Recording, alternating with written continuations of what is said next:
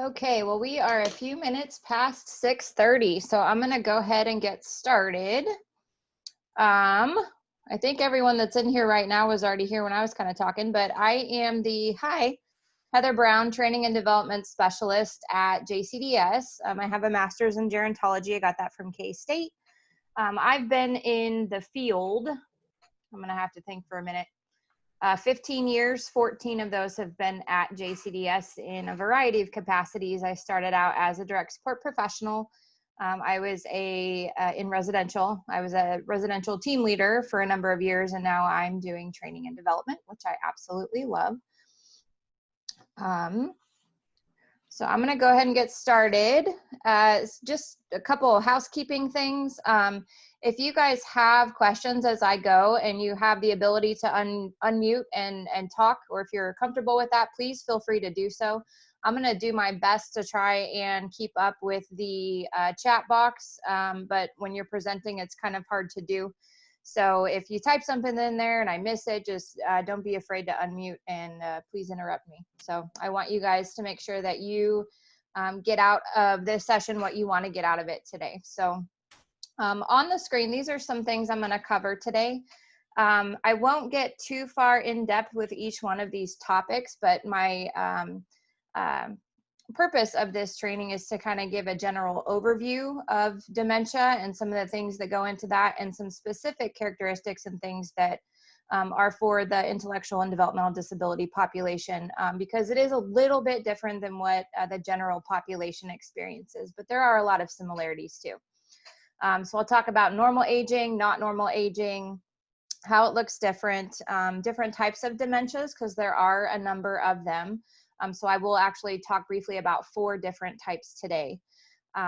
Specifically a little bit about Alzheimer's, Down syndrome and how that's related, and then I'll hopefully give you guys some communication strategies that you can use to improve your relationship with those you have with dementia. So before I get started, I am curious, and bear with me because I will not pretend to be a pro at Zoom.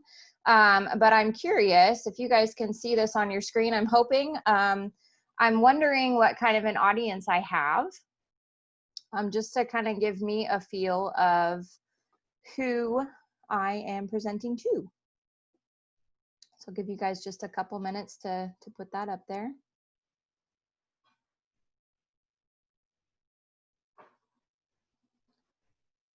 Looks like I have a case manager, direct support professional, got some family. Okay, good. All right, and for those of you that have a family member with no dementia diagnosis, I'm assuming you're probably here to just get more information about it, maybe prepare yourself. So hopefully I can give you some of that information too. Very good. Okay. Thank you very much for participating in that. I appreciate it. Okay. Bear with. Ooh. Okay.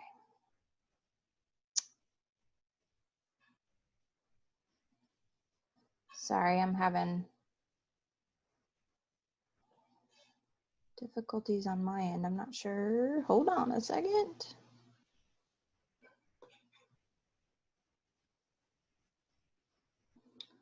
Where did sorry guys, hold on one second. There we go, now I can see it. Okay. So general process of aging. So this is something we all go through, right? And it starts basically from the time we're born. Most of us don't think of it that way. We think about a growth period up into a point and then, you know, kind of a decline. But really it's just a description of the process that we go through as humans, both physiologically as well as mentally. Happens over the lifespan. There's patterns that are unique to all of us. So some of us are going to age gracefully, while others of us probably will not. But there's a lot of things that impact that. So there's things like genetics. A lot of us, I know a few people in my life who, when I found out how old they were, I was like, you're what? How old? You know, they maybe look 15, 20 years younger than their actual chronological age. So some people have those really good genes. Your lifestyle obviously is going to play a role in that. So If you are a healthier person, if you eat well, if you exercise, if you do all of those things that most of us don't like to do, that's going to have an impact on how you age, the environment that you live in. So if, you know, and that can be your work environment, your home environment. It could also be your geographical environment. So things like pollution or things like stress at home. If you have a really stressful job, those things are going to impact you differently and affect your aging. And then my favorite one on the list is attitude. I truly believe you're only as old as you think you are. Sometimes you probably feel older than you actually are. I have days like that too. But your attitude plays a big role in that too. And in the gerontology field, when we say someone's older, generally speaking, we're referring to somebody that's in their 60s or 70s. And I would say as we continue to have medical advances and things like that, that it's probably more like 70s and 80s. But that's generally what we're referring to when we say that. So this list of things on the screen, these are things that happen to all of us as we age. So these are considered normal aspects of aging. So things like changes in motor skills. So we can expect as we get older to have some decreased strength and coordination, as well as some decreased flexibility. I enjoy gardening and I really enjoy picking weeds. So there was one day that I, was bending over, picking some weeds out of the ground or out of the garden. And then I would stand up and I'd move to another spot and then I'd bend over and I'd do it again. And I was doing this, I probably did this for like 2 or 3 hours. And the next day I could barely move my legs. It was really hard to get them straight. And if I had done that exact same activity 10 years ago, it probably would have been a different story. I wouldn't have been as sore the next day. So you do have some decreases with physical abilities. As far as sensory things go, vision problems. So it is very common and a normal part of aging for a lot of us to need cheaters glasses, reading glasses when we get older.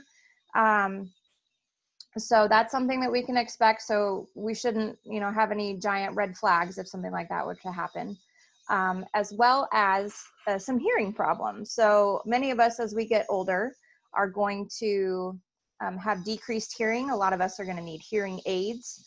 If you will excuse me for just one moment.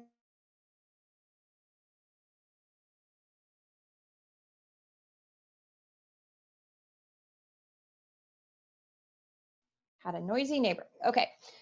So our hearing is going to decrease and we actually start to lose the higher frequencies first. So if you are a female, we tend to have higher pitched voices. So it's quite possible that we will not be heard as well as our male counterparts, depending on the person. So, and then as we age, we can also expect to have a slower reaction time. So we have a decreased ability to process information. So what that means is when we are faced with a stimulus that comes at us, it's going to take us longer in our brains to kind of register that, put meaning to it, and then react to it. And so this is one of the reasons why driving can be problematic for older people, is because of that reaction time. If you think about the task of driving, a lot of things are thrown at you visually, physically. And so to be a safe driver, you're expected to respond to those in a good amount of time to keep yourself and others safe. So that process slows down as we age. So when we talk about dementia, this is an age-associated condition. So we all know that this is something that happens to older adults. It does definitely have an impact of decreasing people's quality of life. It's generally speaking just a loss of cognitive function, and it's a loss that affects us to the point where it affects our tasks of daily living and how we function. And it's important to know, and this is where it gets a little, I guess, tricky, but dementia itself is not a disease. But dementia is it's a word to describe like a cluster of symptoms that's occurring for somebody as they're experiencing cognitive decline. So now you all have heard of Alzheimer's disease, right? So that in and of itself is a disease. That disease causes dementia. So dementia is actually a byproduct of that particular disease. So the dementia itself is not a disease, but rather a byproduct. And dementia is also, this is important, not a normal part of aging. So just because I expect to live to be 90 years old doesn't mean that I should expect to have dementia by the time I reach that age. So it is not considered a normal, it's not a normal part of aging. So that's actually where we would put it into the pathological form of aging. And other examples of pathological aging would be high cholesterol, high blood pressure. Although many of us experience those things as we get older, it's still not considered a normal part of aging. So as far as the intellectual and developmental disability population, most adults with intellectual and developmental disabilities, they're at no greater risk than the general population for developing dementia or Alzheimer's disease. There is an exception, and I will talk about that a little bit in more depth later in the presentation, but the exception to that is individuals with Down syndrome. So there is a genetic component at play with those with Down syndrome that does make them more susceptible to developing Alzheimer's specifically. As you know, the aging population continues to get bigger and bigger, and the IDD population is no different. They are also getting older with us. And so this is a very prevalent issue and will continue to be as we go forward. So here are the, I guess, symptoms of dementia. And this is not specific to any one type of dementia, but this is that cluster of symptoms I was talking about that kind of categorizes it. So usually these things occur, you'll have more than one occur at the same time. So it's more of a cluster. But these are what we call the early warning signs. So if you start to see any of these things, it should raise a little bit of concern or red flag, something that you might want to keep track of, maybe talk to the doctor about. So the big one that we're all probably used to or familiar with is the unexpected memory loss. So we start to notice that people are getting more forgetful. They might ask repetitive questions as if they have never asked it before. So there's that short-term memory issue, right? You might see some difficulty doing usual tasks. So if it's something that the individual has been able to do to their ability, and they've been at that ability for a long time, and then we may start to see that kind of decline a little bit. So if someone, for example, used to shower independently, and now we're noticing that sometimes they're coming out of the shower and they have forgotten to rinse their hair, or they haven't done it thoroughly, or they're forgetting steps along the way, things like that. Getting lost or misdirected, and confusion in familiar places. An example that I can give you of this, I took care of an individual, and we had a routine of going to Quick Trip. Every Friday we would go to Quick Trip, and then we would go to the park. And it was in the summertime, and just sit and enjoy a drink and a snack. And so the person that I was working with, she was in a wheelchair, but once I assisted her into the building, she was pretty much able to go and get whatever she wanted, her drink, her snack, and then I would meet her back at the register. And there was a day that we went, and you guys have probably, hoping, I don't know anyone that hasn't been into a Quick Trip, but you know that those are all laid out pretty much the same.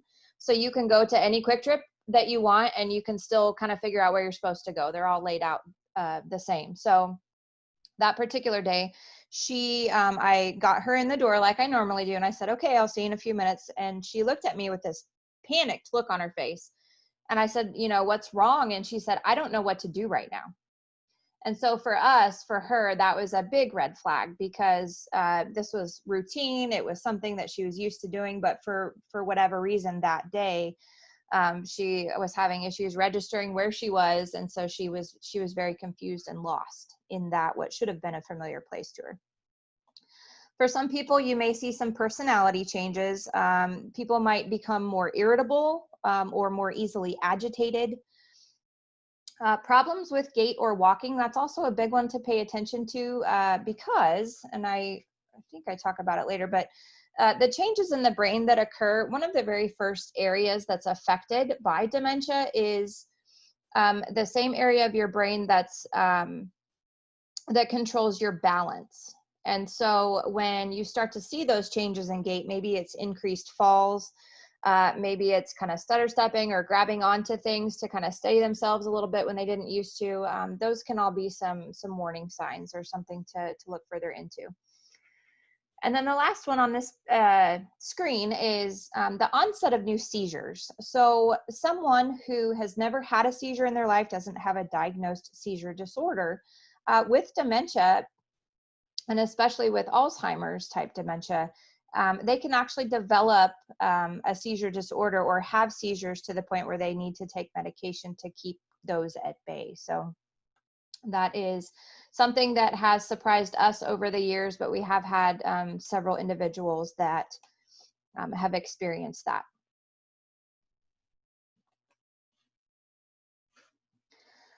So when you think about the population that we are in, why is diagnosis so difficult? Well, there's a number of reasons for that. The lady that I just told the story about at Quick Trip, she was able to verbalize what she was experiencing. You know, I don't know what to do right now.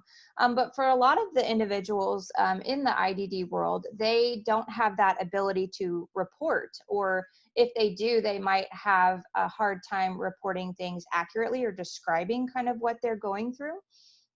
So that obviously can lead to some diagnosis difficulty. Habituation. So all of us are guilty of this, and we do things a certain way. We have routines, and you know, sometimes those subtle changes in those routines might go unnoticed. So it could be something as simple as, like, when I brush my teeth, I always wet the toothbrush first, and then I put the toothpaste on, and then I probably wet it again, and then I start brushing my teeth. But a small change that might go unnoticed would be maybe I stop wetting the toothbrush first before I put my toothpaste on. So something so minute like that, a lot of times will go unnoticed, and it's usually those tasks where they're relatively independent and they don't have a lot of eyes on them while they're doing it. For those individuals that live in a supported living situation, staff turnover also contributes to this, because you know, you have a staff for so long, and then that turnover happens. It's a new person. They're learning the person all over again, and so they might not have known how that person used to do things. Mistaken identity, and that's a big one. There's a lot of different conditions out there that mimic dementia. So for example, if you are deficient in vitamin B12, you can be very lethargic and tired. You can have some short-term memory issues. And so it's really important, if you are trying to talk to the doctor or explore the possibility that someone might have dementia, dementia really needs to be the last conclusion that you come to. And for that reason. So if I have a B12 deficiency and someone just jumps to the conclusion that I have dementia, and they start me on a dementia drug and they do all these things, well, now I'm on a medication I don't even need, and you still have not treated the root cause of my issues. So you really want to make sure that you land at that diagnosis very last. And then the other one on this screen that I like to point out is the assessment tools. So I don't know if any of you know what the mini mental status exam, if you've ever heard of that, or if you've taken someone to an appointment where they've used that. It's a standard assessment that's used, and it's been around for a long time. But it asks questions like, what city are you in? What day of the week is it? What season is it? What floor of the building are you on? So on and so forth. And so it's questions on that assessment that many people at their baseline functioning level might not be able to answer those questions to begin with, dementia or no dementia. So a lot of the assessments out there are not well suited for our population. The National Task Group has come up with an assessment tool, and they use that, and I will share that with you guys after the presentation. But it is an assessment tool that they've come up with that helps caregivers capture what they're seeing. It's very comprehensive because it also includes medical diagnoses, and there's a scale that you can use to rate the level of change that you're seeing and how it's affecting the person. So that is good news on that front. So talking about dementia, how is the best way to describe that? It's an information processing problem. So if you think about all of the tasks you go through throughout the day, you know, you've got a lot of things being thrown at you with a lot of your senses. You can smell things, you see things, maybe you feel certain sensations. And so what your brain does with all of that is it takes it all, it sucks it up here, it does something to it to put meaning to it for you. And then you have an output after that, right? So with dementia, that whole process is interrupted. So they get all of that stimulation, all that input, but the brain up here, there's a problem with the brain putting meaning to that. And so because of that, the output is not always what it should be or what they would want it to be. So in a nutshell, it is a information processing problem. And you really do have to have some working memory to be able to know what to do with everything that's coming at you, right? So if you think about movement, about walking, you really have to know where your last foot was before you can take the next one forward, right? There is some memory that's involved with that process. So, you know, there's location identifiers that we all use, and that helps us process our behavior. So an example of that would be, you know, when you go to a restaurant, and this is probably not something a lot of us are doing right now, but when you go to a restaurant, there's a lot of different things in the environment, and you take that all in and you act a certain way, right? I would think that a lot of us probably act differently at a restaurant than we would when we're eating in our own home, right? And it's because we know we're in a different environment. So sometimes people with dementia, that again, information processing is not working well. And so that might be why you see behaviors that seem inappropriate for the environment or for the situation. So it literally can be because all of that stimuli has just not been processed correctly.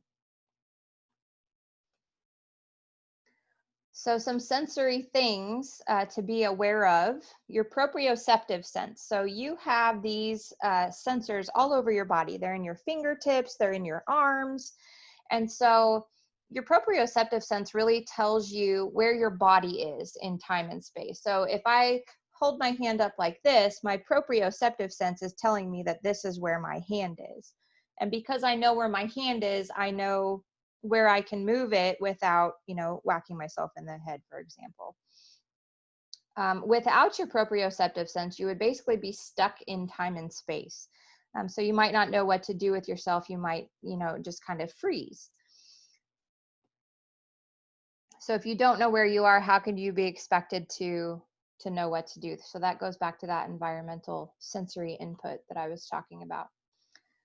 Then you also have your, and let me back up for a second. So where your proprioceptive sense lies in your brain, this is the area of the brain that is first affected by dementia. So that's why when you see those gait problems, it is this sense that's being affected. So they are literally not sure where they are, where their body parts are, where their feet are in relation to other things. Then you also have your vestibular sense. So it has to do with your inner ear. This is where you get your balance from. And so this lies in the temporal lobe first to deteriorate. So that proprioceptive and vestibular senses both contribute to gait and walking. Humans develop their own map for movement using landmarks. They can be forgotten or misinterpreted by dementia. So we all have things that we know and recognize that clues us into where we are. So if you go into your work office, when you first walk in the door, maybe you're used to seeing you know, paintings on the wall, plants in certain places, benches, you know that the elevators are over here. So your brain, without really thinking about it, is telling you that you're at the office because of all of those visual landmarks that you have. This is one of the reasons why there's elopement with dementia. So it's thought that you know, when somebody wanders away, it's because they're searching for these landmarks to clue them in as to where they are. So if they're in an environment and they don't recognize anything that they're seeing, they will leave in an attempt to try and search for objects, things, whatever that they do recognize to kind of clue them in as to where they are. So they are searching for something familiar. Okay, so I told you I'd talk about some different types. These are the 4 types I will briefly talk about. So I know that the chart says late stage, but the items that are circled in green, these are the most prominent features of these different types of dementias. So with Alzheimer's, your typical memory loss, language disturbances. So instead of saying watch, somebody might say a wrist clock, which technically is correct, but that's not the words that we use. So some language recall issues. People with Alzheimer's can also have indifference delusions, so they can think something's true when it actually isn't. And then, of course, those behavioral changes and some agitation. For frontotemporal dementia, so this is the frontal lobe part of your brain, this one is most marked by personality changes. So your typical happy-go-lucky person who's very prim and proper and is very keened into their appearance and how they look, and that's something that it's very concerning to them. You may see that person start to curse like a sailor. You might start to see them you know, not like to check their hair or put on jewelry when they leave the house, things like that. So some personality changes. There's also some disinhibition. So not thinking things through and being very impulsive. It could also be, you know, somebody who's very modest may turn into, I don't care if I walk down the hall naked and it doesn't bother me. And again, that's with the frontotemporal, that's your filter. So basically your filter is disintegrating. Lewy body dementia.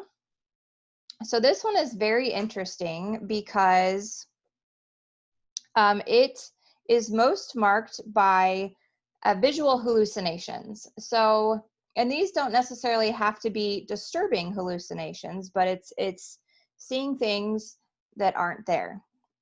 This can also cause falls. Lewy body, they a lot of times will have some twitches that look very similar to Parkinson's. They'll have a fluctuating memory.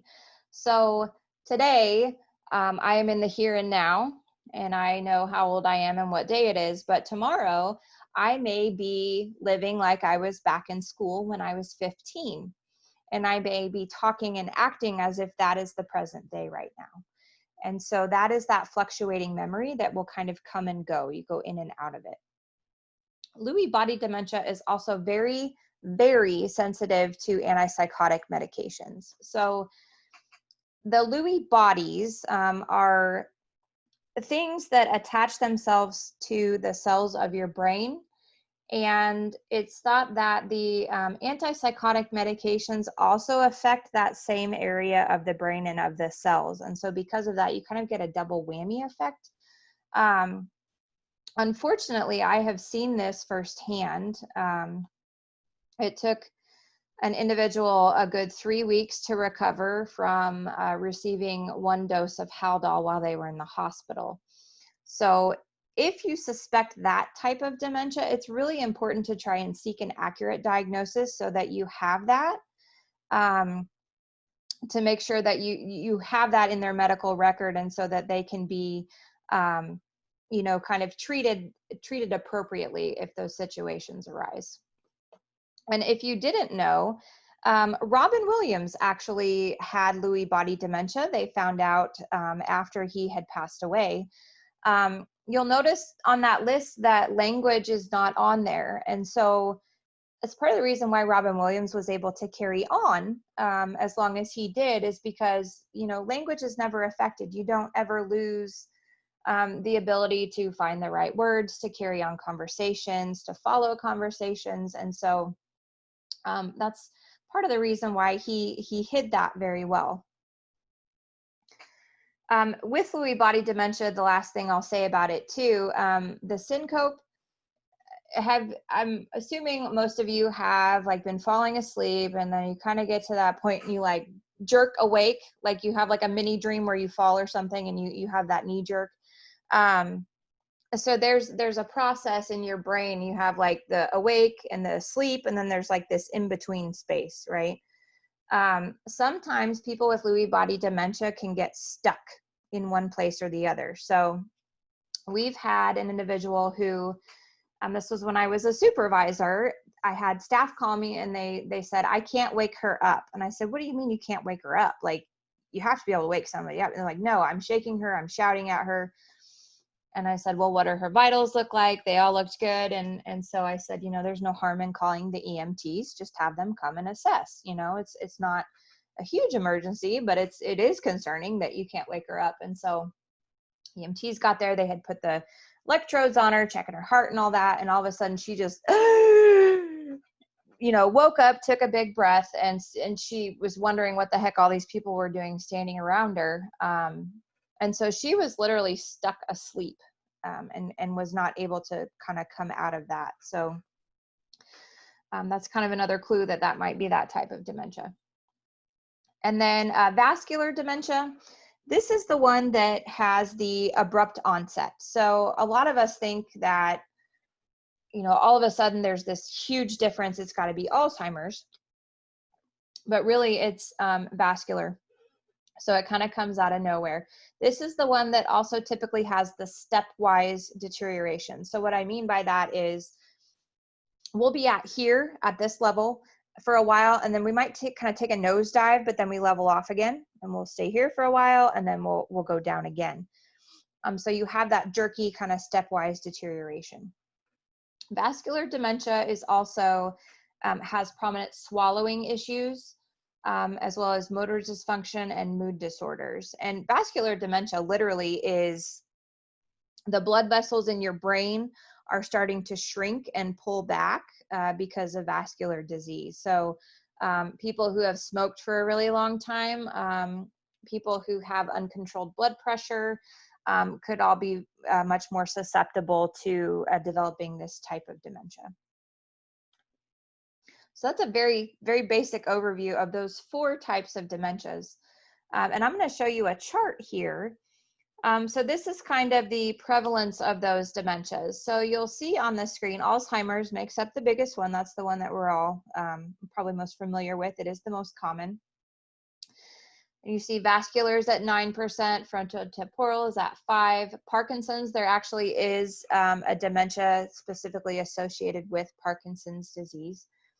And then you see the ones that say mixed. So mixed and others, or mixed Alzheimer's. So I will tell you that what that means is that you can have more than one type of dementia at the same time. So you can have Alzheimer's and frontotemporal. You can have vascular and Alzheimer's. You could have all 4 of these at the same time. And so that can also make it very tricky as to what type of dementia somebody has. And oftentimes, the only diagnosis you may come to is dementia. But coming to that again should be the last thing, right? So multiple types of dementia does complicate the diagnosis, getting to the right diagnosis. I've actually heard that I believe there's like 63 different kinds of dementias that they know of now. And don't ask me what all of them are. I haven't gotten that far yet. But there's a lot out there, so they're learning more and more every day. So I'm going to talk specifically about Alzheimer's here in a minute, but I do want to play this video for you. This gives you kind of just a very basic general overview of Alzheimer's specifically and kind of what that does to your brain. Fingers crossed the sound works. If it doesn't, please yell at me, wave, do something. What is Alzheimer's disease?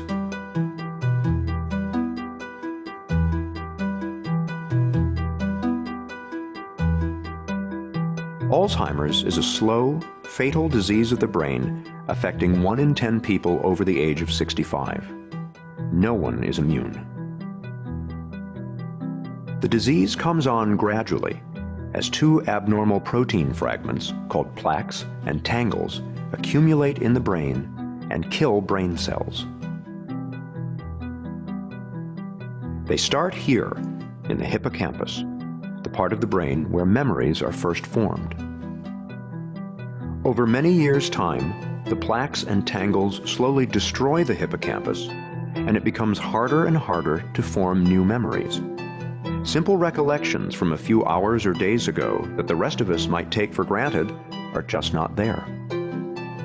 After that, more plaques and tangles spread into different regions of the brain, killing cells and compromising function wherever they go. This spreading around is what causes the different stages of Alzheimer's. From the hippocampus, the disease spreads here to the region of the brain where language is processed. When that happens, it gets tougher and tougher to find the right word.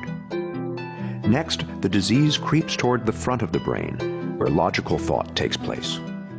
Very gradually, a person begins to lose the ability to solve problems, grasp concepts, and make plans. Next, the plaques and tangles invade the part of the brain where emotions are regulated. When this happens, the patient gradually loses control over moods and feelings. After that, the disease moves to where the brain makes sense of things it sees, hears, and smells. In this stage, Alzheimer's wreaks havoc on a person's senses and can spark hallucinations. Eventually, the plaques and tangles erase a person's oldest and most precious memories, which are stored here in the back of the brain. Near the end, the disease compromises a person's balance and coordination, and in the very last stage, it destroys the part of the brain that regulates breathing and the heart. The progression from mild forgetting to death is slow and steady, and takes place over an average of 8 to 10 years. It is relentless and, for now, incurable. Helping your family, friends, and neighbors to better understand Alzheimer's will reduce stigma, improve care, and even help the fight for a cure. Thanks for helping to do your part. Learn more at www.aboutalz.org.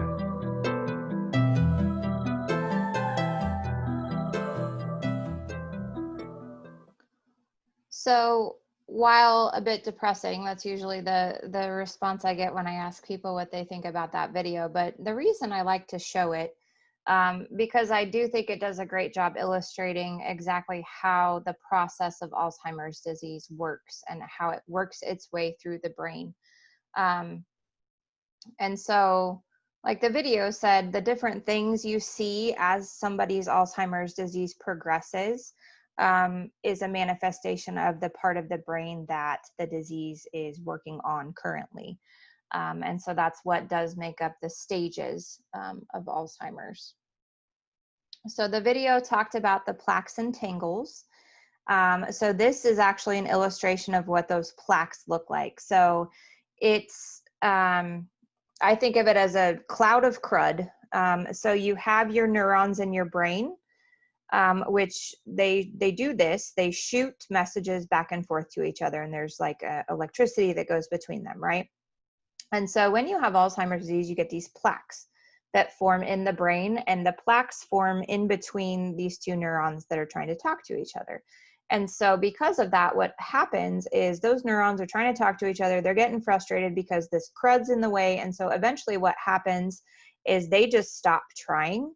And when neurons aren't firing like they're supposed to, if they stop trying, and then eventually those neurons die.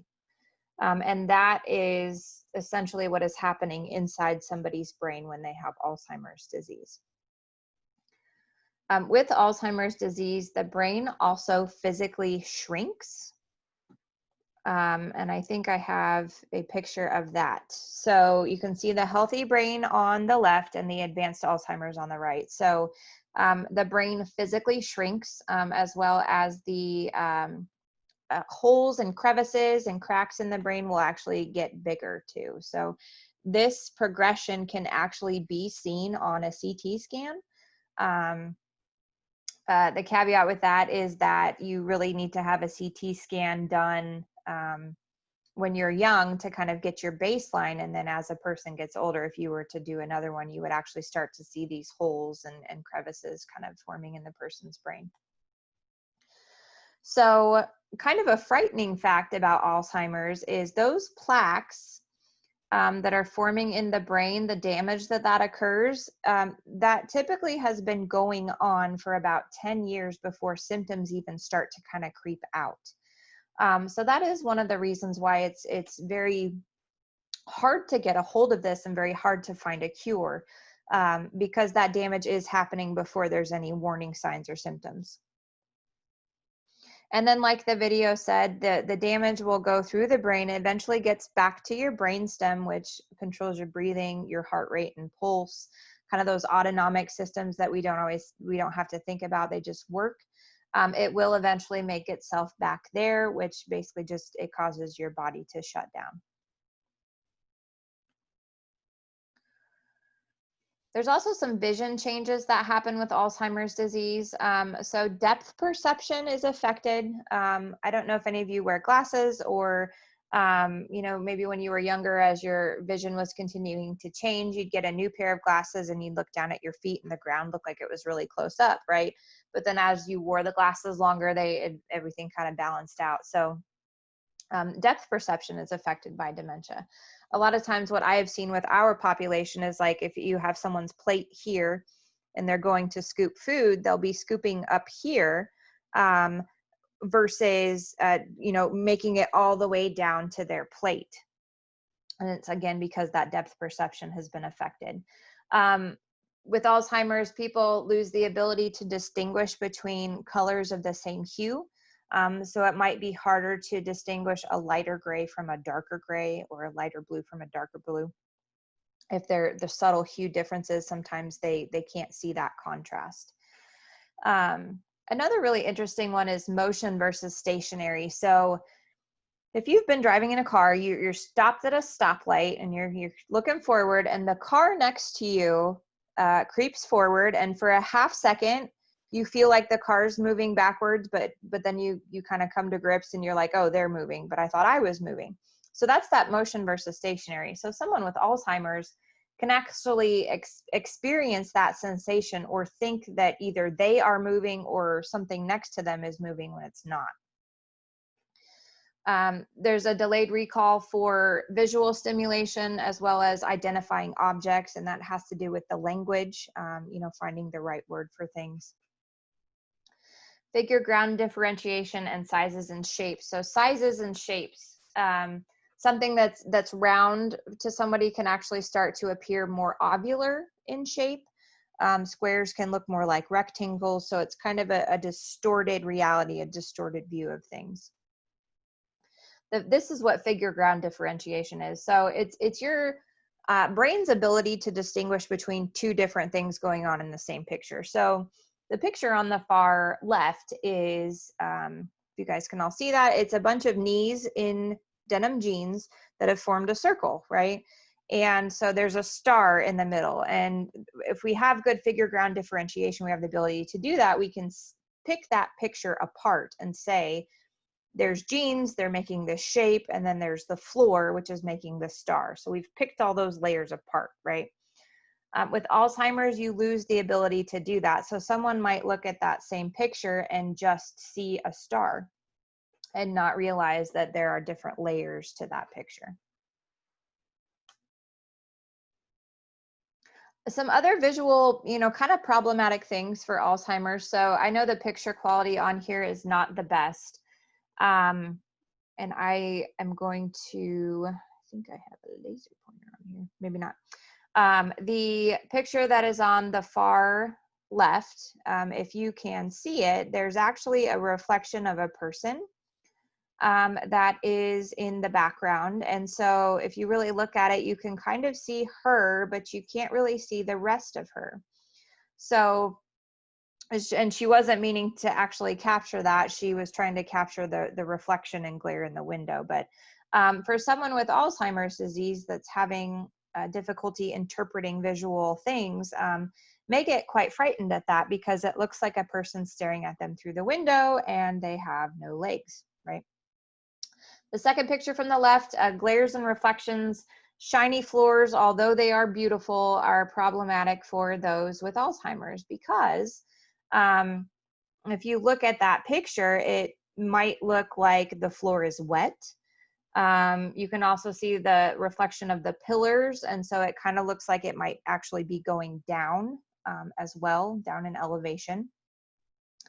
The picture with the couch and the floor and the blinds. So color contrast is really important, and I'll show that on the next slide.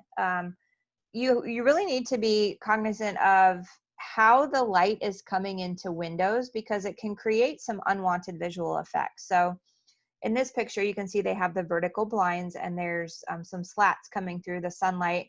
It's creating some light effects on the furniture as well as on the floor. And so that can be problematic for someone with Alzheimer's as they're looking at something like that, trying to take that information in and process it.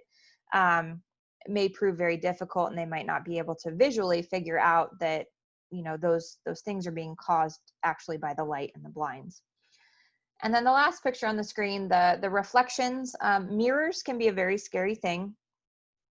People can stop recognizing themselves in the mirror and think that it's actually a different person staring at them. And so doesn't happen to everyone, but it does happen frequently enough that we talk about it. So it's, you know, maybe you get to the point where you need to cover mirrors or take mirrors down, even something to consider. Color contrasts are important. So people do lose the ability to distinguish between similar hues. The more that you can do visually to create contrast, the better off you're going to be. So we've got the bad example of the white tablecloth with the white plates and the white mug. That can be very problematic. If you were to serve rice, white rice or mashed potatoes or another white cream sauce or something type food, somebody with Alzheimer's can have a difficult time actually seeing their food. So what you want to strive for is big contrast, like the picture next to it. So you've got the blue plate with the red underneath it, and then even the food that they're eating is contrasting the color of the plate. So visually, that can be a very good thing for people with Alzheimer's. I have quite simply seen individuals who were starting to not want to feed themselves or eat at mealtime anymore, and we made this small adjustment, and they were eating again. It was a visual problem they were having. So whenever you can provide contrast is really important. The steps, this is a simple safety precaution that you can take in your own homes. If you do have stairs, is to highlight the edge of that step with a bright color. Duct tape comes in all different colors now, and so that's a good tool that you can use for that. And then the picture that's on the bottom right. So for someone, now that it does have good contrast, it's black and then it's very light colored, the cement, but someone with Alzheimer's may look at this and see a giant hole in the ground. So if you ever are with somebody that kind of stops or hesitates when they step on that mat before they walk into a store or a building or whatever, that could be part of what's going on. They may be perceiving that as a hole or kind of a drop in elevation. I will say that we have used this to prevent people from wandering out the front door as well, because we know that it creates that type of an effect. We've put black mats in front of the doors to kind of deter people from wanting to go out of the house. So it is, you can use this to your advantage too, if that's something that's occurring. And then, you know, this is another place, the bathroom, where a lot of problems tend to happen and where there usually isn't a lot of contrast. So you see the red toilet seat. That provides a lot of contrast visually for the person. We did have a gentleman in our services, a staff called me and she said, I'm at a loss, I don't know what to do. She said, he's not going pee in the toilet anymore. And I said, well, where is he going? And she said, he's peeing in the trash can. And so I asked a couple questions. I said, okay, so what color is the toilet? And she kind of thought I was crazy. She was like, white? What color is every toilet?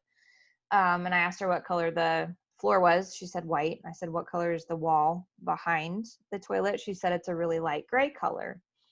And so I said, I want you to put a maintenance request in for a bright red toilet. And I said, what color is the trash can? So that was the last question I asked. And she said the trash can was black. And so I told her he's peeing in the trash can because he can see the trash can because it's standing out against all of the white and light gray. So we put a maintenance request in for the red toilet seat, and lo and behold, he started peeing in the toilet again. So for him, it was a visual issue of he had just lost it. The toilet was kind of blending into the background and everything else going on in that particular environment. So again, these are things you can do if visually in these areas you're starting to have issues. Our maintenance guy at JCDS is very accustomed to getting requests to paint toilet seats now, and he's gotten pretty good at it. So this is one more video I'm going to show you that is a simulation for somebody that has gone through one of these. And I'm glad that you found that good, Dawn. I'm actually, after this presentation, I've got some environmental assessments that I'm gonna share with the participants too. So I'm glad that you found that helpful. More than 5 million Americans live with Alzheimer's disease. It's a long, hard road, not just for those who suffer from the disease, but also for the caregivers, children tasked with caring for an increasingly dependent parent. 4 years ago, ABC had the chance to put cameras inside a Texas home as a couple took on this terrible challenge. And my co-anchor, Cynthia McFadden, has followed the family ever since. Cynthia? Terry, one of the things we learned over these years is just how little most of us really understand about the disease itself. I thought I knew a lot about Alzheimer's, but after Blaine and I took part in an experiment simulating what it's like to have the disease, I found out I didn't. It was 12 minutes that changed my life. I love you, Mom. Blaine Wilson's mother, LaWanda, came to live with him 4 years ago. He'd just married his new wife, Georgia, 5 weeks earlier. Blaine soon learned it was much harder than he thought. Oh, God. Blaine! She's going to drop her car. And later, she did. She lit fires. She wandered off. But LaWanda doesn't look sick, and she often seems fine, which makes it hard for Blaine and Georgia to understand how limited she really is. And that leads to frustration and resentment. Just tell her to wash her clothes. I'm tired of washing. I bet you in her book she knows what to do. Are you afraid? I mean... No, I'm not afraid. You know, it's my mother. You don't understand. The more we watched the tapes, the more it became apparent how little Blaine and Georgia really understood what was happening to LaWanda's mind. Do you really feel you understand the world your mother now lives in? No. What's going on in her head, her brain? I have no idea. I have no idea. I need to understand that then. I need to know what it's like. Individuals with dementia say, we're hearing all this stuff and they can't turn it off. Then we're each given 5 tasks to perform, and only 12 minutes to accomplish them. I'd like you to find the tie and put it on. I can't hear you. Blaine has a hard time concentrating from the start. Your time begins now. As he enters, Blaine is immediately disoriented. He staggers, reminding us of the way his mother looked on our tapes.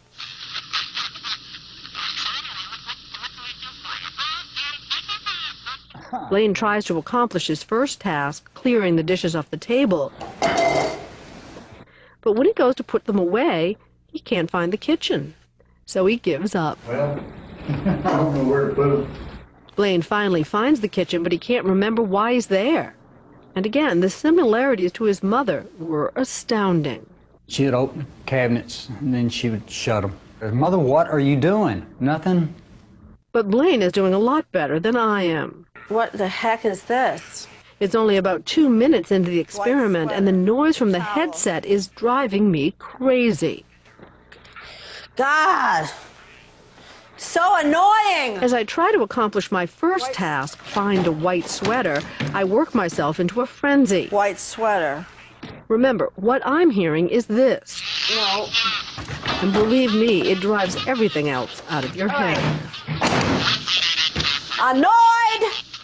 This is tough. I felt confused, kind of panicky. If I had to go through very much of that, I just might go crazy. All right, that's not a sweater. That's not a white sweater. I mean, you do understand why people start talking to themselves. This is not a white sweater. I was trying to organize my mind by saying, okay. Whoops.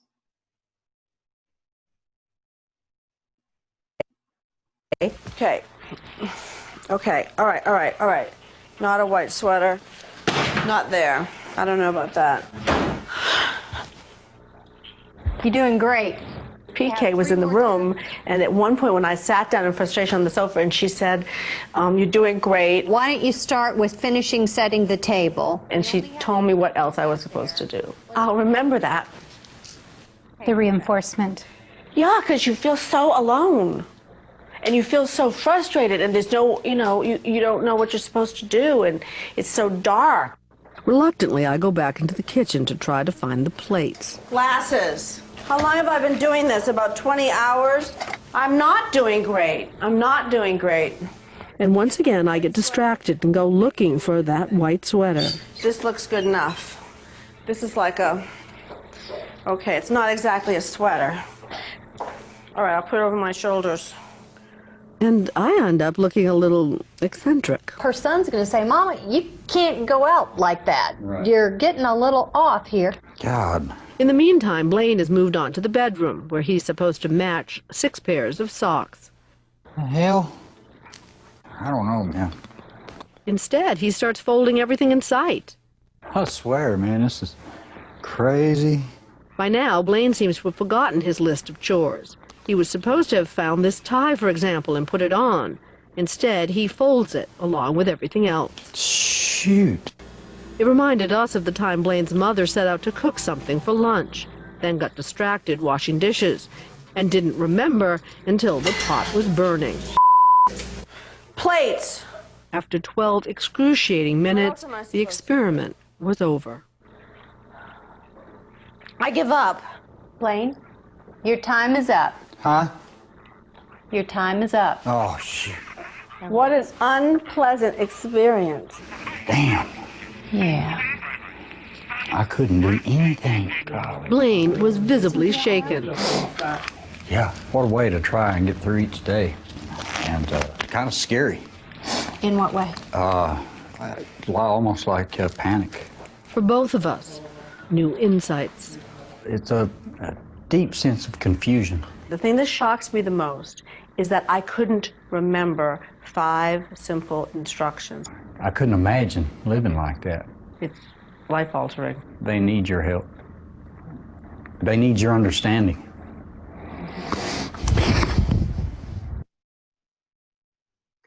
So that's also another really powerful video. I'd like to show that one because of the similarities between him and his mother. You saw the side-by-side that they did where their movements looked the same, and they were kind of rummaging through the cabinets because they had forgotten what it was they were doing. And so they're just kind of going through familiar emotions, basically trying to figure out or remember what it was they were trying to do.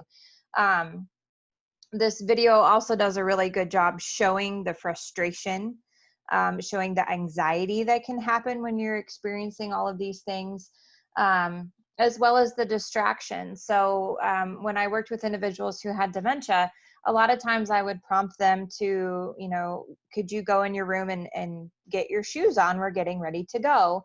And so they'd walk back to their room, and then, 10, 15 minutes later, I'm like, what are they doing?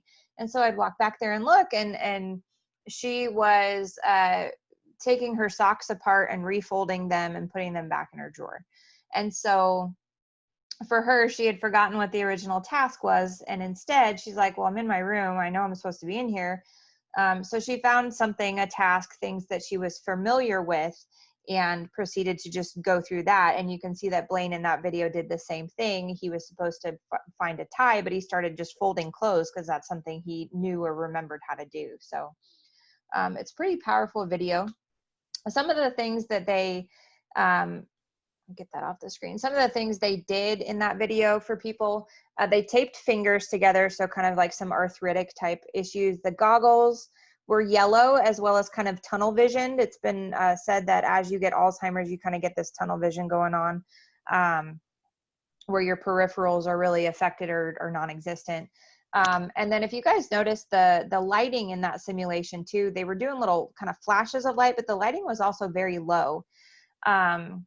Individuals with Alzheimer's and other dementias too, but visually they actually need about 30% more lighting than you and I to be able to effectively see and navigate environments. So those were kind of some things that they did to try and simulate having Alzheimer's. So here's the higher prevalence of those with Down syndrome. So there are studies out there that suggest that more than 75% of those with Down syndrome who are over the age of 65 actually have Alzheimer's disease. And that figure is 6 times higher than the general population or people that do not have Down syndrome. So again, there's a genetic component that goes into that. So Down syndrome is created by having an extra chromosome, right? And we talked about those plaques that form in the brain with Alzheimer's. Well, you know, you have your DNA sequence, your genes, certain genes are responsible for different processes and things in your body. And so the particular chromosome that is duplicated with Down syndrome is the same one that is responsible for activating and causing those plaques and tangles to form. So because the person with Down syndrome has 2 of those chromosomes as opposed to 1, because of that, they've got 2 of those that are potentially actively, you know, creating those plaques. So that is part of the reason why those with Down syndrome are so susceptible to Alzheimer's disease. And the studies are also showing that by the time somebody with Down syndrome reaches age 35, that they already have the plaques in their brain. And just because the plaques are there doesn't necessarily mean it's going to eventually develop into Alzheimer's disease where your cognition and things are affected with daily living. But they're there. And again, it's because of that genetic component. So symptoms for individuals with Down syndrome, a lot of them are the same, but a lot of them will manifest a little bit differently.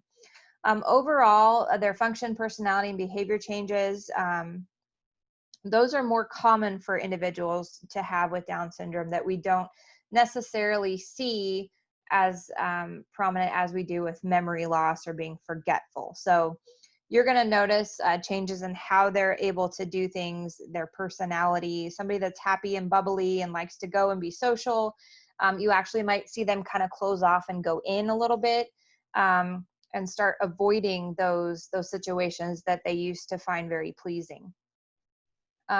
This says look for signs and symptoms in adults when they're in their 40s or early 50s. So not only are they more susceptible to developing Alzheimer's because of that genetic component, they're also going to get it earlier than the general population typically does. So, you know, watch for those signs and symptoms, start paying good attention when they're in their 40s. We had an individual, I think we've had several now, but one that I recall, she was 48 years old when she passed away from Alzheimer's disease. And she had Down syndrome, but she was 48. So when we talk about, you know, symptoms not popping up until at least 10 years worth of stuff's been going on, and then the progression of the disease taking anywhere from 8 to 10 years on average, she really was probably showing signs and symptoms when she was in her 30s. So it does affect individuals with Down syndrome at a much earlier age than is typical. It is important because of this that their baseline is documented. So what that means is, you know, take a snapshot, a glimpse in time today. You know, what are the things that they're able to do? What are the things that they're currently trying to work on and learn that they're having some success with? And make sure that you capture those somehow, because you're going to want that to look back on as they get older. If you start to suspect things or that functioning is declining, or they're needing more assistance with things that they didn't used to, you'd have something to fall back on. That assessment that I was talking about earlier from NTG, and that's another thing I'm going to send after the presentation. For folks in our services, we actually tried to do one of those assessments on everyone, regardless of their age or, Down syndrome, dementia, no dementia, whatever. So we could have that snapshot and have that to look back on, when the person was 10, 15 years older, because you can't guarantee that all the same people are going to be working with that person. So these are some of the symptoms that those with Down syndrome are going to experience. So we're going to see that reduced interest in being social. And some people aren't social animals anyway, but if they are, you're going to see that change and kind of decrease. They're going to avoid those situations. They're going to not talk as much to other people. They may be less expressive than they used to be. Decreased enthusiasm for usual activities. So if they're someone that has always enjoyed going to basketball practice, they may start to not want to do basketball anymore. For a lot of people would be a huge red flag, right? Their ability to pay attention is going to decrease too. So something will hold their attention. However, it's limited, or it may be less than it normally is. Or, they kind of, I don't want to call it squirrel brain, but that's kind of, I think we all know somebody like that. Sometimes I'm like that too, but the attention is easily diverted, or they're not able to focus for long periods of time on something. They may be sad or fearful, or have an increase in anxiety, irritability. They might not be as cooperative as they used to be. They can also have some sleep disturbances, so not sleeping very well, being up during the night, maybe excessive sleeping during the day. Again, that onset of seizures is always a possibility. Changes in coordination, gait, and then an increased excitability with loud noises or sudden stimuli. So this is kind of what it looks like for an individual with Down syndrome. Here are the stages that we typically categorize the progression of dementia into stages, right? We have the early stage, the middle, and the late.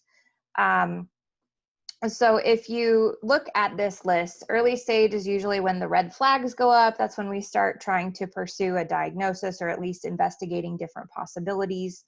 It's when those warning signs come up. The middle stage, I will say, is probably one of the hardest, because that is when the most changes are occurring in the brain. And this is also when the more difficult behaviors kind of creep up for individuals that have dementia. So the paranoia ramps up, the challenging behaviors, aggressions, not recognizing things, not sleeping at night, those types of things. And then late stage is basically, if you haven't lost it yet, you're going to. So if they were a vocal person, were able to verbalize and communicate, they're going to stop talking. They're going to have a loss of appetite. Eventually, they're not going to eat as much, or refuse to eat. You see significant weight loss at this point. Loss of ability with bowel and bladder. If they were able to walk previously, they're not going to be able to walk anymore. They will eventually need a wheelchair to get around. And goes down the road of end of life. So you get hospice involved, or palliative care, or get some extra eyes on the person. And at that point, you're really focusing on just quality of life, keeping people comfortable and keeping people happy. How somebody progresses is unique to that person. So I wish there, at times I wish there was like a cookie cutter that we could take and just say, okay, we got the diagnosis now, in 8 years, we can expect to be at the end of life. It doesn't work like that. Every single person is going to go through this differently. And that's what the lines on the chart are trying to represent, is everyone's progression is going to be different. You can have people that, we had a lady on hospice for, 3.5 years. We thought we were towards the end, and she hung in there for quite a while. So her line would have been very long and very, very drawn out, whereas other people, their progression goes much faster. So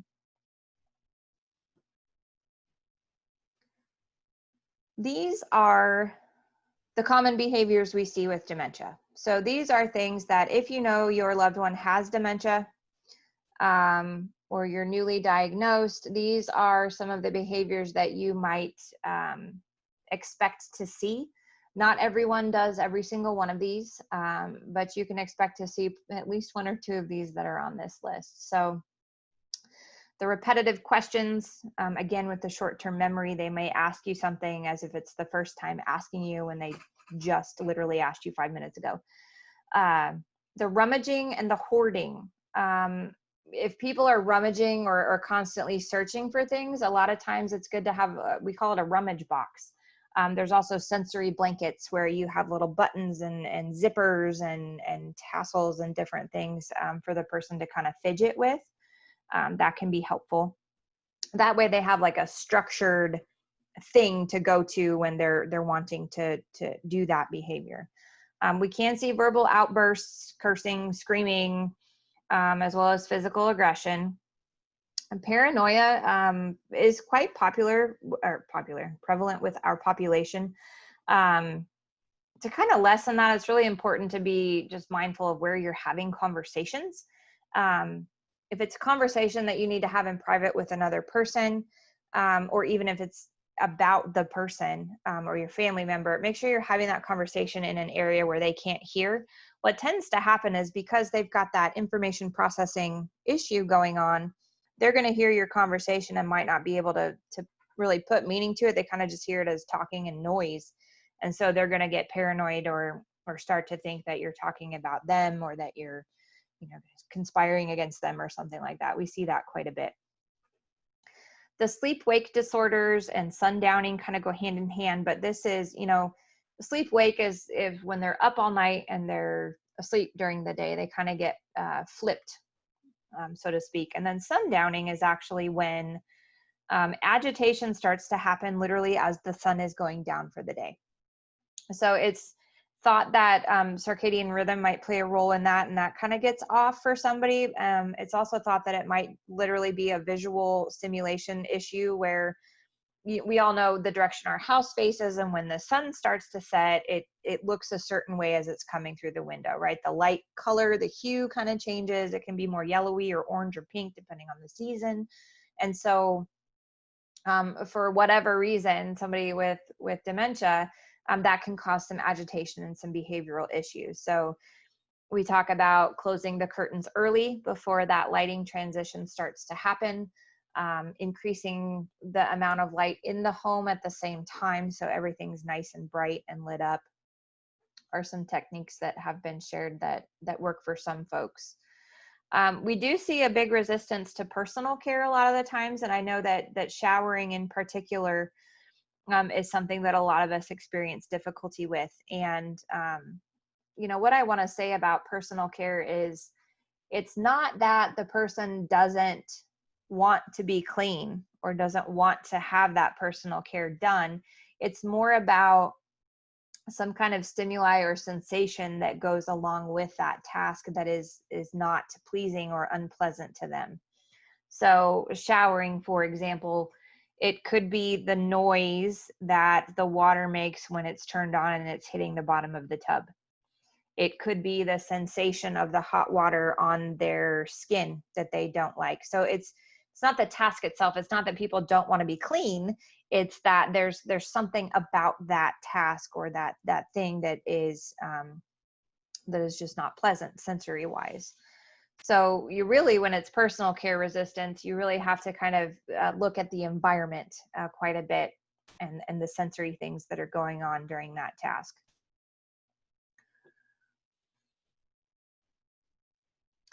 Okay, so this is probably my favorite part of the presentation, but some tips to give you guys in communicating with your loved ones, with your family members.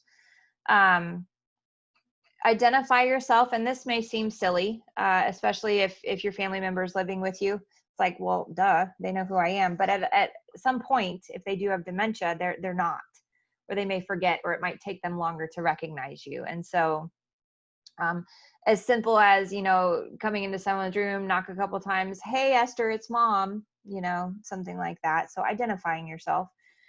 Remember to speak slowly, clearly, and calmly. And then the calmly part I know is easier said than done sometimes.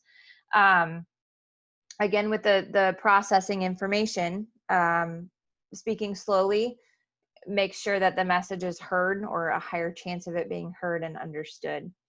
Loud voices can sound angry. A lot of times when our individuals are experiencing hearing loss, we tend to shout so they can hear us. And that can be a little overwhelming sometimes for some people. Simple sentences, so simplify your cues, your questions that you're asking, your prompts, simplify them as much as you can with as little words as you can. So you may need to break down steps into small, simple tasks or one-step directions. You might not be able to say, could you go in your room and bring your laundry basket out and go set it by the washer? So that's 3 different tasks, right? You have to go in your room, you have to grab the basket, you have to put it somewhere. So that's 3. So you might break something like that down into smaller steps. Another thing you can do is avoid complex questions. So if I ask a question like, what do you want to drink for dinner? So that creates a tornado in your brain, right? Because you start thinking of all the possibilities. Well, do I want coffee with dinner? Gosh, coffee sounds really good right now. Ooh, but I haven't had milk in a really long time. I had milk with breakfast, but I think I want some more. Oh, I wonder if there's orange juice in the fridge. And oh man, I haven't had cherry Kool-Aid in a long time. You get the point, right?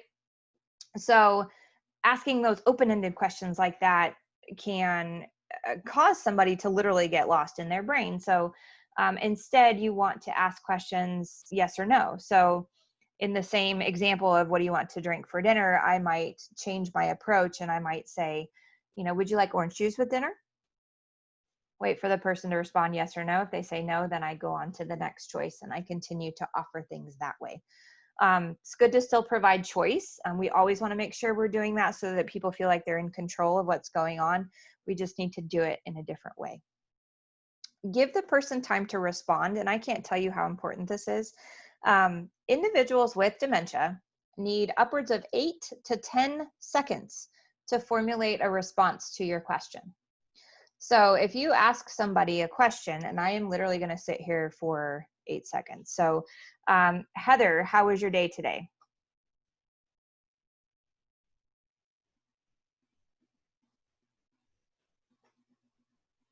It was great. How was yours? So that's a really long time, right? But we need to make sure that if we're the one asking the question, that we are giving people that much time to respond, because what happens if we don't, if we ask a question, they're taking a long time to respond. What do we tend to do? We tend to either ask it again, or maybe we ask it in a different way or rephrase it, right? So when we do that, now the person is almost done thinking about the first question you asked, but now we have the second question that we also need to process, and we still haven't come up with an answer. So if you rapid fire like that, you're compounding the problem. So really make sure that you're giving people time to respond. Make sure they've got your attention as much as possible. Not everyone does eye contact well, but that's a good indicator that their focus is at least on you. And then minimizing distractions. So if the TV's on, there's a radio that no one's listening to, nobody's watching the TV, there's other people in the area. If you're really trying to focus on a conversation or a cue or a task, just try to minimize all of those distractions. By turning the TV off, you're reducing one source of noise. That's one less sensory thing that is coming at the person that they have to try and decipher, distinguish, or kind of shut off so that they can focus. Difficult behaviors cannot be changed with words. And I cannot emphasize this enough. If you, if someone's screaming and you say, hey, stop screaming, 90% of the time that doesn't work, right? So you can't just ask somebody to do something to change behavior and expect it to work. So you have to look at what you can change. You can change how you approach the person, how you're communicating with them. You can change how you react or respond to their behavior. Or you can try and do environmental modifications to help kind of address the behavior. Maybe it's an environmental issue. And sometimes that can be trial and error, just trying different things out. So there's that short-term memory loss that's playing a role, right? And they can't take in new information very well or learn new information very well. So we can't expect to just use our words and tell somebody to do something, or ask them not to do something, and then expect them to be able to remember that and adhere to that request, right? So words are not enough. We need to kind of change our approach and how we're looking at that situation. This is my favorite. Don't say no and never argue. For some reason, this must be something in our human nature, but we always feel the need to be right. And we always feel the need to correct people if they are not. So know that if someone has dementia, you're not going to be able to reason with them. You're not going to be able to convince them of anything or show them this, that, and whatever to try and prove that you're right and they're wrong. They are not rational in their thinking. They may not be in the present moment today. They may not even recognize the environment that they're in. So all of that is part of having dementia. So when we argue with people or try to correct them, a lot of times that results in frustration. It could result in anxiety because they don't understand why you're arguing with them. So we have to remember that our goal is not to be correct, and our goal is not to correct them. What our goal is to keep them happy, but also we have to go to, and I think it's the next slide, but we have to go into their reality, right? We can't expect to reorient them. And one of the examples I like to give with this don't argue thing is I had an individual that I was working with, and it was like in the middle of July. It was like 97,000 degrees outside. And she woke up one day and she said, well, it's Thanksgiving. What are we going to have for dinner? So the wrong thing to do in that situation would have been, well, it's not Thanksgiving, you know, and there's things I could try and do. I could have her go outside and be like, do you feel how hot it is outside? It's usually not this hot when it's November, right? I could show her the calendar. I could show her the date that is showing up on my cell phone. I could show her all of these things, the TV, the news, whatever, right? So I could show all of those things to her to try and correct her, to try and make her see that it's not Thanksgiving. But in doing so, I'm going to cause anger, frustration, anxiety, fear, all kinds of more problems, right? So instead, your approach should be, what would you like to have for Thanksgiving dinner, right? Because you have to think about, what's the big deal? Who cares if she thinks it's November and it's Thanksgiving, right? Is it really going to hurt anything or anyone? Is it going to hurt anything or anyone to have turkey and green beans and mashed potatoes tonight? Right? So I think a lot of us, because we try to be right or try to correct the person and kind of, I think we mean well, we're trying to orient them, but in doing so, we're actually causing more harm. So it's really important to remember that and not get into that power struggle, because you will not win.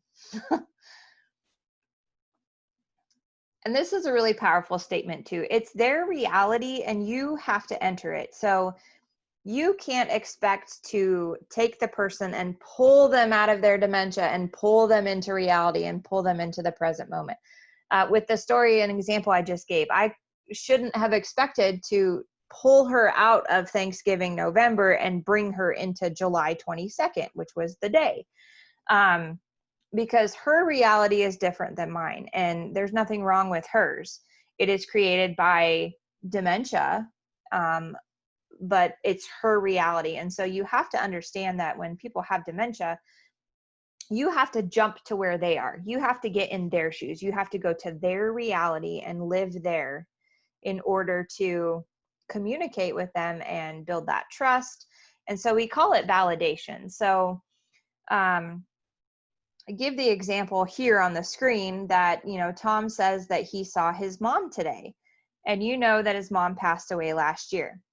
So in that situation, you don't want to argue. You don't want to say, well, Tom, I'm sorry, your mom died last year.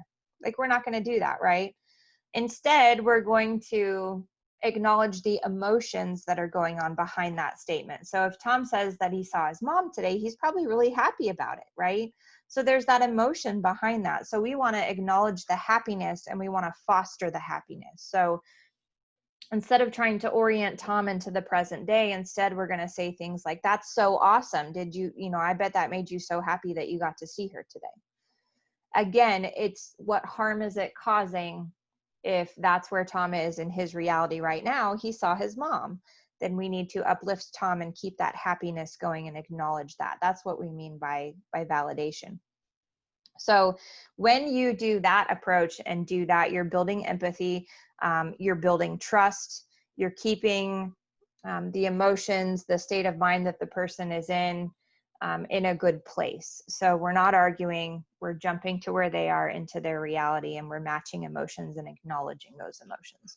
And that also goes for emotions that might not be so happy. Maybe somebody's really sad because their mom died. Maybe mom's been gone for 5 years, but for some reason today we're having a really hard time with that. And so the same thing applies. Acknowledge the sadness, empathize. I'm so sorry you lost your mom. That I know that that's really hard, right? So it's acknowledging the emotions that are behind what's being said. By doing that, we are going to reduce fear. We're going to reduce anxiety. But we're still going to address what's important. Even if the person is not communicating and expressing themselves in a way that they used to or a way that they were able to, we still have to kind of read behind what's being said and done and look at those emotions. You lose your ability to self-soothe when you have dementia. So when you have those feelings of anxiousness or fear, you have a harder time getting yourself back together. And so they really do rely on us to help them do that, to help them feel more calm and feel less anxious. And so acknowledging those feelings is one of the best things that we can do for somebody.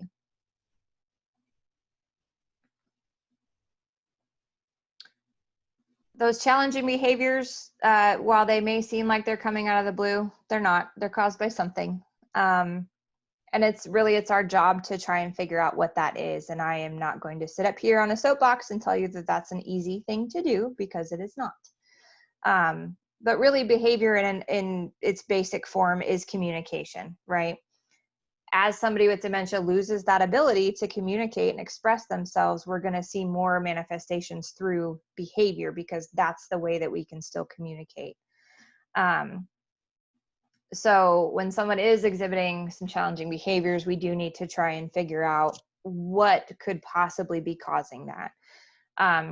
Some 3 common ones: it can be caregiver interaction. This can be staff, it can be family, it could be a doctor or a nurse. When we argue with people, if we say no, that can trigger some issues. If we're rushing the person, not giving them enough time to do what it is that they're needing or wanting to do.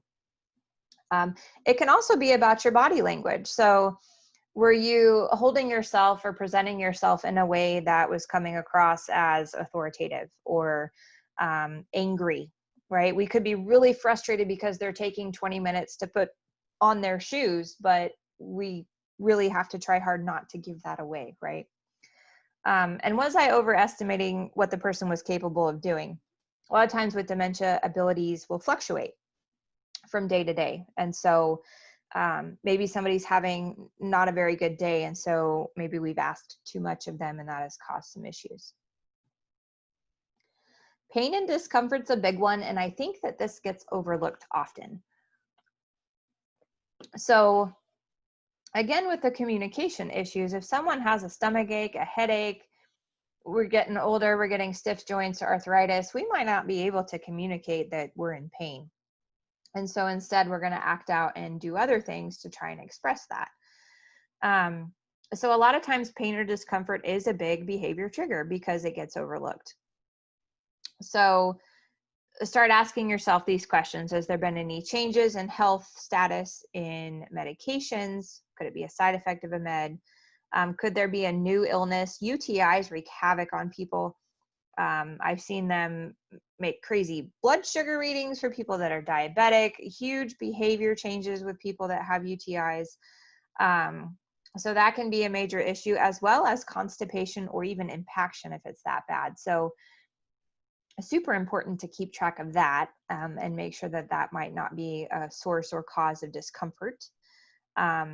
It can be as simple as being too hot, too cold. It could be the texture of clothing. Maybe they need to change their position. You know, if somebody, their mobility is based on a wheelchair, nobody wants to sit in that thing for 8 hours a day. Give them a change of scenery. Give them a change of, you know, get from the chair to the recliner or to their bed for a little while to kind of stretch out. Sometimes it can be that simple. The texture on the clothing can be actually a really big one too. So if you know what it's like to get a nice new pair of sweatpants, they're so soft and fleecy on the inside, and they're just so cozy. And what happens to those after you wash them a couple times? They get, the fabric kind of piles up and it gets little balls in there. They're not so soft on your skin anymore once they get that way. So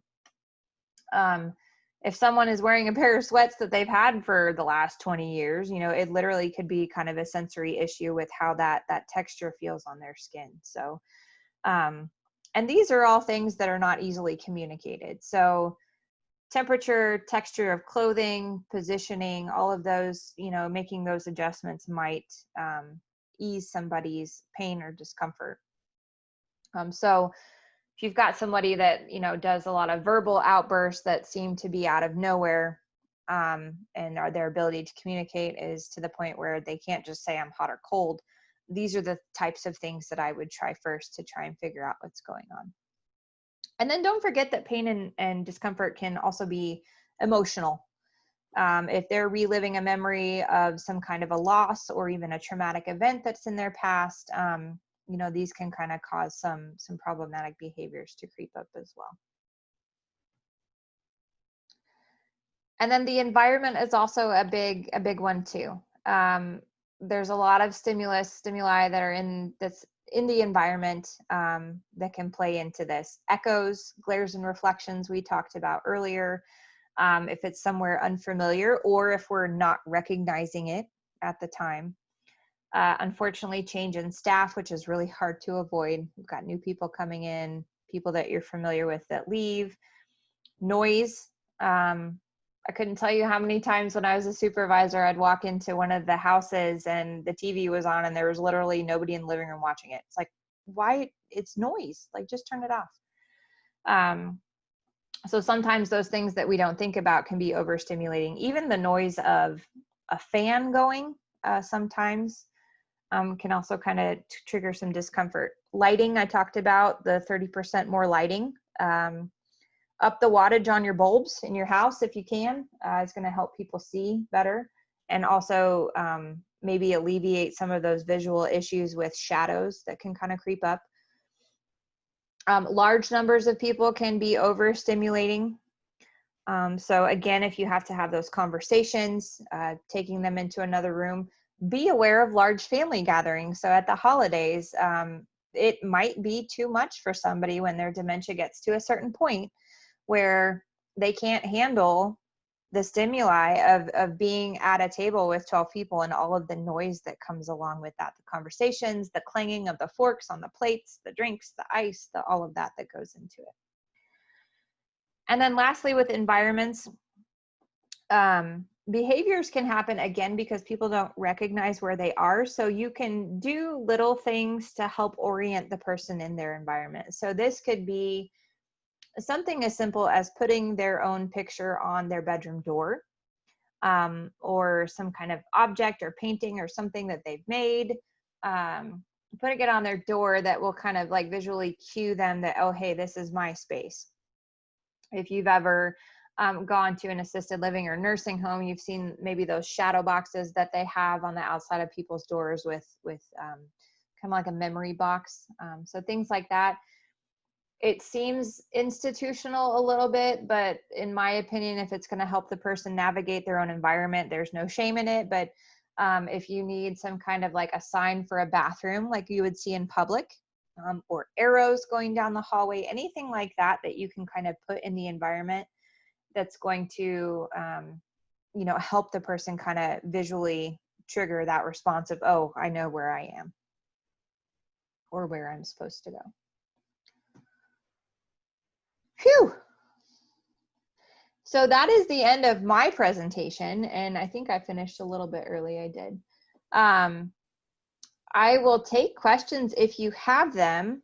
My contact information is here on the screen, so feel free to reach out to me at either email or phone. I will send you guys some presentation. I recorded this, so I'm going to attempt to figure out how to get that out. I have the assessment tool that I will send out, as well as some home checklists that you can do, assess your environments to make sure that they're nice and safe.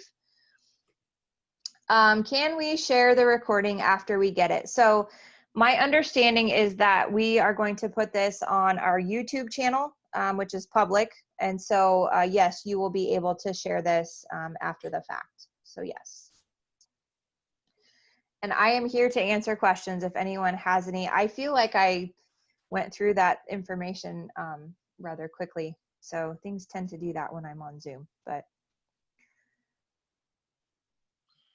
Thank you, Heather. Have a great night.